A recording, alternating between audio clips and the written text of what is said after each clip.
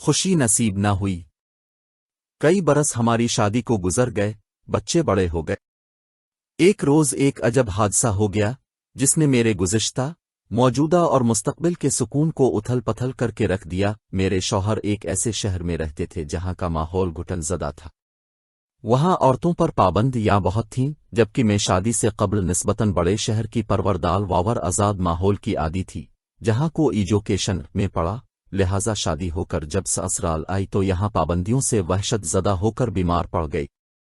जीवन साथी ने मेरी बीमारी की वजह को भांप लिया। बोले, तुम परेशान मत हो, जहां तुम खुश रहोगी मैं वहां रहूंगा।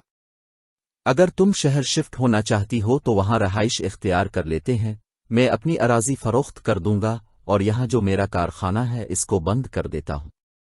चाहे कलाश हो जाऊं मगर तुमको नाशाद नहीं देख सकता। अगर तुम्हारा नाम तुम्हारे वालिदैन ने वफा रखा है तो मैं भी कम वफादार नहीं। मैं दुल्हन थी, खामोश हो गई। इतनी बड़ी बड़ी बातों का भला किया जवाब देती। रोहेल मेरे लिए अजनबी थे। वो पहाड़ों में आबाद एक कबीले के फर्द थे, लेकिन तालीम हासिल करने के बाद कदरे रोशन ख्याल हो गए थे, ताहम मेरे लिए बिल्कुल अजनबी थे। मैंने इनको शादी से कब्ल ना देखा था।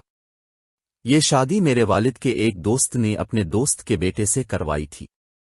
ये शादी के बाद तीसरा हफ्ता था। हमारे साथ को अरसा ही कितना गुजरा था। गिरचा हम उम्र भर के साथी बन चुके थे, लेकिन अभी तक एक दूसरे से नावाकिफ थे। उनकी आदत का मुझे इल्म न था और मेरे तौर अतवार को वो जानते न थे। मैं एक तालीम याफ्ता, रोशन ख्याल घराने की लड़की थी। शादी से पहले मुलाजमत भी कर चुकी थी, जबकि यहाँ के दरो दीवार तक जेल के जैसे थे। यहाँ औरत अपनी मर्जी से कहीं बाहर आती जाती नहीं थी। सैर व तफरी तो कुजा, यहाँ तो उनके मकानात पर परिंदे पर ना मार सकता था। जब रोहेल ने दिल बढ़ाने वाली बातें कहीं तो मैं ठंडे दिल से सोचने लगी, क्या मैं यहाँ सारी जिंदगी बता सकती हूँ? रोहेल अच्छी आदत के थे, लेकिन पुरानी रवायात की पाबंदी करने पर खानदानी वजूह के बाइस मजबूर थे। अभी मैं सोचों की भूल भलियों में गुम थी कि शौहर की मोहब्बत मेरे पैरों की जंजीर बुनती गई। उन्होंने मेरे लिए खादमाओं का इंतजाम कर दिया कि पलंग से उतरने पर मेरे पैर मैले ना हो जाएं। उन्होंने मुझको इतना अपनायत भर एहसास दिया कि जी चाहता उनके दिल में छप कर रह जाऊं। बड़ा शहर, इसकी आज़ादियां जाएं भाड़ में, लेकिन माहौल देखती तो फिर वहशत होने लगती।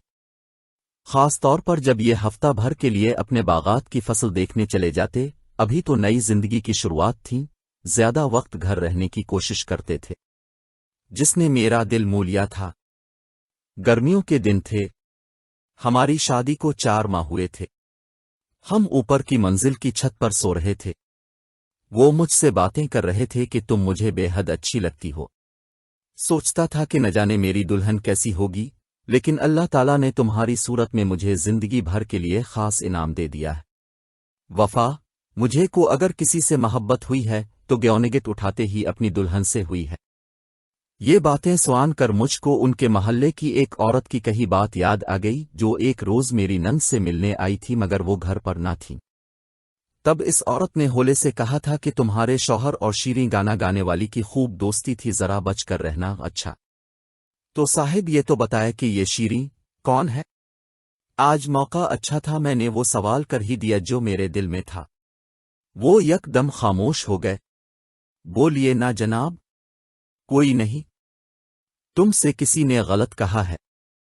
दरअसल मैं अपने दोस्तों के साथ शादी से पहले शेर नामी एक मुगना का गाना सुने जाया करता था। तुम्हें तो पता है कि हम मर्दाल लोग ऐसा कुछ शगल मेला करते ही हैं, लेकिन अब जब से शादी हुई है मैं इस जगह भी नहीं गया। अच्छा आइंदा इस औरत का तज़किरा भी मत करना वरना मुझको बुरा लगेगा। मैंने कहा, वादा करती हूं कभी इस बारे फिर बात न करूंगी, पर उसके बारे में सच बता दे। बताया ना कि एक मुगना है, बहुत अच्छा गाती है। इसकी माँ भी बहुत मशहूर गाने वाली थी। दोस्त एक रोज जबरदस्ती उनके ठिकाने पर ले गए। बिला की गायिका है, क्या आवाज पाई है, बिल्कुल को टल की सी, दर्द भरी। जब गाती है सुनने वाले साकित रह जाते हैं। मुझको मौसीकी से शगफ है, लिहाजा जब बोरियत महसूस होती तो मैं का गाना सुने चला जाता था। इतना बताकर वो चुप हो गए। फिर क्या हुआ? میں نے اشتیاق سے پوچھا، بتائی تا آپ کو میری قسم ہے، سچ سچ بتا دیجیے۔ سچ سچ بتا دوں تو سنو، اس بیچاری کو عشق ہو گیا مجھ سے۔ اگر کچھ دن زیادہ گزر جاتے اور میں نہ جا پاتا، تواس کے قاصد آتے، سندے سے لاتے، میرے دوستوں سے التجائیں ہوت کے روہیل سے کہو کہ 2 گھڑی کو آ کر اس صورت دکھا جا۔ وہ آپ کو کیسی لگتی تھی؟ مجھے بھی اچھی لگتی تھی۔ سچ کہوں تو اگر مال زادی نہ ہوتی تو ممکن تھا کہ میں اس سے شادی کر لیتا۔ اس نے بہت منتیں کی کہ میں اس سے شادی کر لوں تو وہ عمر بھر کے لیے گانا چھوڑ دے گی اور پردے میں رہ کر زندگی گزارے گی۔ میں جیسے رکھوں گا رہے گی، لیکن میں نے منع کر دیا کہ میں اپنی خاندانی ریت روایت سے مجبور ہوں، اس کے ساتھ شادی نہیں ہو سکتی۔ اس نے وعد ڈلیا کہ اگر میری شادی ہو جائے تو کبھی میں ہمیشہ اس کے ساتھ رابطہ ضرور رکھوں گا۔ تو کیا اپنے وعدہ کر لیا تھا؟ ہاں، اس کو ٹالنے کے لیے یوں سمجھو کہ جان چھڑانے کو جھوٹا وعدہ کر لیا تھا، لیکن شادی کے بعد میں اس کے پاس نہیں گیا۔ تو کیا اب اسے صبر آ گیا ہے؟ صبر کیا آنا ہے، لوگ آ کر اس کے بارے میں بتاتے ہیں، یعنی میرے دوست کہتے ہیں کہ وہ ہمارے پاس آ کر روتی ہے، منتیں کرتی ہے کہ ایک بار روہیل کو میرے پاس لے آؤ، مجھ کو اس سے ملوا دو۔ تو آپ کو دکھ نہیں ہوتا ہے؟ ہاں، اس بات پر کہ میرے کچھ دوست اس کا مذاق بناتے ہیں، اس کو دھوکے سے لے جاتے ہیں کہ چلو روہیل فلاں جگہ ہے، مگر وہاں لے جا کر وہ اس سے فاد ہے اٹھا لیتے ہیں۔ یہ سن کر مجھے بہت رنج ہوا۔ کیا ہوا کہ وہ بیچاری حالات کے ہاتھوں غلط جگہ کی مکین ہوئی، لیکن تھی تو ایک عورت۔ مجھے کور نجید وہ دیکھ کر کہنے لگے، اسی لیے تو نہیں چاہتا تھا کہ یہ سب بتاؤ ہے۔ اچھا ہے کہ مزید ہم اس بارے بات نہ کریں اور اس باب کو یہیں بند کر دیں۔ میں اس بات سے افسردہ نہیں کہ شادی سے قبل اب گانا سننے جاتے تھے، شادی سے قبل کے معاملات سے میرا کیا اچھا کیا سچ بتایا۔ اس بات سے تو میاں بیوی میں باہم اعتبار و اعتماد کا رشتہ قائم دائم رہتا ہے۔ تو پھر کیوں ملول ہو گئی ہو؟ یوں کہ مجھ کو اب کی سنگ دلی پسند نہیں آئی۔ کاش وہ الف یک بار مجھے مل جائے تو میں اس کے آنسو پونچھ لوں گی۔ ابھی ہم یہ باتیں کر رہے تھے کہ میری نند کا بچہ بھاگا بھاگا آیا اور کہنے لگا، روہیل ماما اب سے ملنے ایک عورت آئی ہے، وہ باہر دروازے پر کھڑی ہے۔ اس شہر میں رات کے وقت کوئی عورت کسی مرد سے ملنے نہیں آ سکتی، اگی تو گھر کی عورتوں کے پاس ہی جائے گی۔ روہیل نے نیچے جانے سے منع کر دیا، لیکن میرے دل نے گواہی دی ہو نہ ہو یہ شعر ہے۔ وہی روہیل سے ملنے اس وقت آ سکتی ہے، کیوں نکا دل کی لگی دیوانگی تک پہنچا کر دم لیتی ہے۔ تبھی میں نے اصرار کیا، اب نیچے جائیے دیکھیے تو کون ہے۔ بظاہر میرے کہنے سے وہ اٹھے، میں بھی ان کے پیچھے چل دی۔ انہوں نے ترنت بیٹھک کا دروازہ کھولا، وہ اندر سے باہر گئے تو میں بھی ان کے پیچھے بیٹھک میں داخل ہونے لگی۔ انہوں نے مجھے وہیں روک دیا، بولے، کیا خبر میرا کوئی دوست ہو؟ تم بے دھڑک بیٹھک میں کیسے آ سکتی ہو؟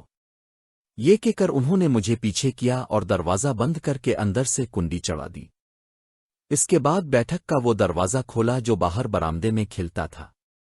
انہوں نے دربان کو آواز دی، کون مجھ سے ملنے آیا ہے؟ اب میں بیٹھک کے ادھر گھر کے اندر راہداری میں بند دروازے کے پاس کھڑی تھی اور شیشے پر کان لگا کر اندر کی سرگوشیاں سوان سکتی تھی۔ مجھ کو قدموں کی چاپ سنائی دی۔ کوئی بیٹھک کے اندر آ، پھر تھوڑی دیر میں عورت کی سسکیاں سنائی دیں۔ وہ روتے ہوئے کچھ کہہ رہی تھی۔ دونوں کی گفتگو مدھم آواز میں تھی، جس کو کان لگا کر سننے کے باوجود نہ سوان پا رہی تھی۔ میرے پیر جیسے زمین نے جکڑ لیے تھے، وہاں سے ہٹنے کا نام نہ لوں، اور ادھر یہ ڈر کے گھر کے اندر سے کوئی راہداری میں نہ آ نکلے۔ وہی ہوا جس کا ڈر تھا۔ میری ساس اپنے کمرے سے نکل کر راہداری میں آئیں۔ مجھ کو اس طرح مشکوک انداز سے کھڑا پایا تو میری طرف آئیں، پوچھا، کیا بات ہے دلہن؟ انہوں نے بھی دروازے کے شیشے پر کان لگا دیے۔ ان کی سماعت کی جس مجھ سے کہیں تیز تھی۔ عورت کی باتیں ان کی سمجھ میں آنے لگیں، جو کہہ رہی تھی کہ تم نے تو شادی کے بعد بھی میرے پاس آتے رہنے کا وعدہ کیا تھا، پھر وعدہ کیوں وفا نہ کیا؟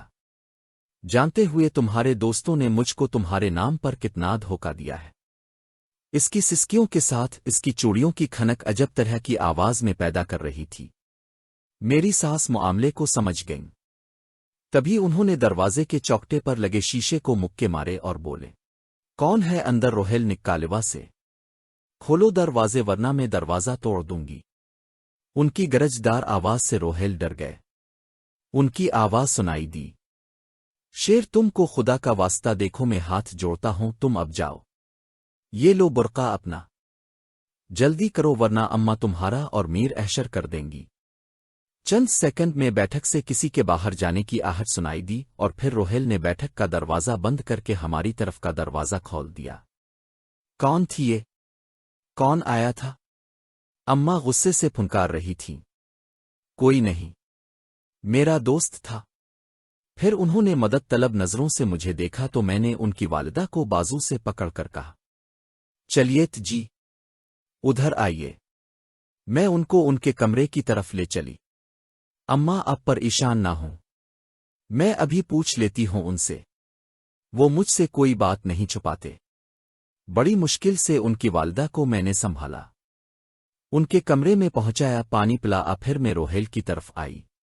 وہ بیٹھک میں بستر پر لیٹے ہوئے تھے۔ میں نے چند ٹوٹی ہوئی چوڑیاں بکھری دیکھی تھیں اور ایک چھوٹا سا زخم ان کی ہتھیلی پر بھی تھا جس میں سے خون رس رہا تھا۔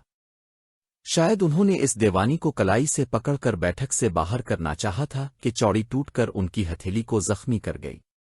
میں نے الماری سے دوا اور پٹی نکالی اور زخم پر دوالگا کر پٹی باندھ دی۔ وہ خاموش لیٹے رہے، فوری طور پر جواب طلبی کو میں نے بھی مناسب نہ جانا۔ معاملہ تو سمجھ میں آ ہی چکا تھا۔ میں چپ تھی، مگر چند لمحے پہلے بیٹھک سے آتی سسکیاں میرے دل میں سوراخ ڈال گئی تھیں۔ وہ لڑ رہی تھی، جھگڑ رہی تھی کہ شکایت شکوے کر رہی تھی، سب آواز میں گڈ مڈ ہو گئیں۔ میرے کان جیسے بند ہو گئے تھے، لیکن بند کانوں کے پردوں سے بھی مجھ کو وہ بول سنائی دے رہے تھے جو ان سوہے سے تربتر تھے۔ میرے ہاتھوں اور باہوں میں گجرے تھے اور میں نے سہاگ جوڑا پہنا ہوا تھا روہیل کے نام کا۔ صبح تک میری ساس کا غصہ ٹھنڈا نہ ہوا تھا۔ وہ ہمارے کمرے میں آئیں اور کہا کہ کون تھی آخر وہ؟ یہاں آئی کیسے؟ کیوں کر جرات ہوئی اس مال زادی کی؟ سن لو روہیل، اب اگر وہ دوبارہ یہاں آئی تو میں اس کی ٹانگیں توڑ دوں گی۔ آج بھی میں نے انہیں قابو کیا۔ مجھے انداز ہو گیا کہ روہیل کی والدہ کی اس گھر میں کتنی اہمیت اور روب ہے کہ کنبے کے تمام افرادان کے سامنے نہیں بول سکتے تھے۔ وہ غصے کی بھی بہت تیز تھیں، لیکن میرے ساتھ شفیق اور مہربان تھیں۔ میں نے اب گھر بسانے کی ٹھان لی تھی۔ روہیل کے سچ بتا دینے سے میرے دل پر ان کا اعتبار قائم ہو گیا تھا۔ وڈوش تھے یا نہیں، شادی سے قبل کے معاملات پر ہم دونوں کا کچھ اختیار نہ تھا کہ وہ ماضی کا حصہ تھے اور موسیقی کو میں جرم نہیں جانتی تھی۔ میں نے روہیل کو معاف کر دیا، دوبارہ اس واقعے کا تذکرہ کرنے سے گریز کیا۔ میں نہ ان سے وضاحتیں طلب کرنا چاہتی تھی اور نہ ہی اپنی زندگی میں الجھنیں بڑھانا چاہتی تھی۔ جب وہ مجھ سے محبت بھرا سلوک رکھتے تھے تو کیوں اپنی اور ان کی زندگی میں زہر گھولتی؟ میں کوئی جاہل اجت تو نہ تھی، تعلیم یافتہ تھی۔ ہماری زندگی میں پہلے سے بڑھ کر اب سکون تھا۔ پہلے میں سوچتی تھی کہ ان بندشوں بھرے ماحول میں کیوں کر تمام عمر گزار پاؤں گی، لیکن شیر کے آنے کے بعد سے یہ بات مجھ پر واضح ہو گئی کہ مجھے بھی روہیل بن کہیں چین آئے گا۔ اگر سکون ملے گا تو یہیں اپنے شوہر کے پاس، انہی کے گھر میں۔ دل نے حتمی فیصلہ کر دیا کہ اب عمر بھر اپنے سرتاج کے پاس ہی رہنا ہے۔ ایسا نہ ہو میرے بغیر یہ کسی اور کے ہو جائیں۔ ہماری زندگی معمول کے ڈگر پر چل نکلی۔ بچے ہو گئے تو جیسے سونے چمن میں پھول کھل گئے۔ میکے کو بھول کر بچوں کی محبت اور ان کی پرورش میں کھو گئی۔ روہیل کام کاج کے سلسلے میں ایک ماہ نہیں آتے اپنے کاروبار میں مصروف سے مصروف تر ہوتے گئے۔ مجھے پروانہ تھی، میں اپنے بچوں کے ساتھ سکون سے رو رہی تھی۔ روہیل مال خریدنے پشاور سے آگے گئے ہوئے تھے کہ ان کے ٹرک کو حادثہ پیش آ گیا۔ وہ جاں بحق ہو گئے۔ قیامت خیز خبر میرے دیور نے آ کر سنائی۔ 2 دن تک ہوش نہ آیا، مجھے اسپتال لے گئے۔ یہ تو میری زندگی تھی کہ کوما سے نکل آئی ہوش آ گیا۔ میرے بچوں کی خاطر خدا نے مجھ کو دوبارہ نئی زندگی عطا کر دی۔ شوہر کا صدمہ تو سہنا ہی تھا کہ موت کی طرح یہ صدمہ بھی اٹل ہوتا ہے، سنا ہی پڑتا ہے، لیکن میرے خالق نے ایک اور ذمہ داری پوری کرنے کی خاطر شاید مجھ کو دوبارہ نئی زندگی عطا کی تھی، اور وہ ذمہ داری تھی روہیل کی وفات کے بعد اس کی 3 بیٹیوں کو ماں کی شفقت دینے کی۔ روہیل کی وفات کے صرف 1 ماہ بعد 3 خوبصورت لڑکیاں عائشہ گل، فاطمہ گل اور فرا گل میرے دیور سہیل کے ہمراہ آ گئیں۔ سہیل نے کہا، بھائی میں اب سے معذرت کا طلبگار ہوں۔ اب صدمہ میں تھیں، صحیح صورت حال سے آگاہ نہ کر سکا۔ اب سے شادی کے چند ماہ بعد بھائی روہیل نے شیری نامی ایک عورت سے نکاح کر لیا تھا۔ اس راز سے میرے سوا کوئی واقف نہیں تھا۔ مجھے بھی بھائی صاحب نے کچھ ماہ پہلے ہی اپنی دوسری شادی کے بارے میں آگہی دی اور گھر بھی لے گئے۔ شاید ان کی زندگی کے دن تھوڑے رہ گئے تھے، تبھی خدا نے ان کے دل میں یہ بات ڈال دی کہ اپنے خاندان کے کسی فرد پر یہ راز کھول دیں کہ انہوں نے دوسری شادی کر رکھی ہے اور ان کی 3 بیٹیاں بھی ہیں۔ میں حیرت سے سہیل کا منہ تک رہی تھی۔ ان بچیوں کی ماں کہاں ہے؟ بھابھی؟ دراصل بھائی کا جب ایکسیڈنٹ ہو اپنی کار چلا رہے تھے اور بھابھی شیری ان کے ساتھ تھیں۔ دونوں ایک ساتھ اس دنیا سے رخصت ہو گئے۔ جب ہوا سنبھلے جانے والوں کے لیے دعائے مغفرت کی اور شیری کی بیٹیوں پر نظر گئی جو اپنے باپ جیسی خوبصورت تھیں۔ ان کی ماں کو تو میں نے دیکھا ہی نہ تھا۔ یقینوں بھی خوبصورت ہوگی، تبھی تو میرے روہیل کو پسند تھی۔ مرنے کے بعد بھی دونوں نے ایک دوسرے کا ساتھ نہ چھوڑا۔ شاید ساتھ جینے مرنے کی قسم کھائی تھی کہ ایک دوسرے کے پہلو میں دفن ہوئے، اور میں جس کو عمر بھر یہ گمان رہا کہ روہیل میرے ہیں، وہ مجھ ہی سے سچی محبت کرتے ہیں، میرے سوا کسی اور کو نظر بھر کر نہیں دیکھتے۔ مجھ کو بچیوں سے کوئی اناد نہ تھا۔ یہ میرے شوہر کی بیٹیاں تھیں، جبکہ میرے خدا نے مجھ کو کوئی بیٹی نہ دی۔ 3 بیٹے تھے۔ اللہ تعالیٰ نے اپنی مصلحت کے تحت بھائیوں کے لیے بہنوں اور بہنوں کے لیے بھائیوں کا انتظام کر رکھا تھا۔ میں لاعلم تھی، مگر وہ علم و حکمت والا تو جو چاہے کر سکتا ہے۔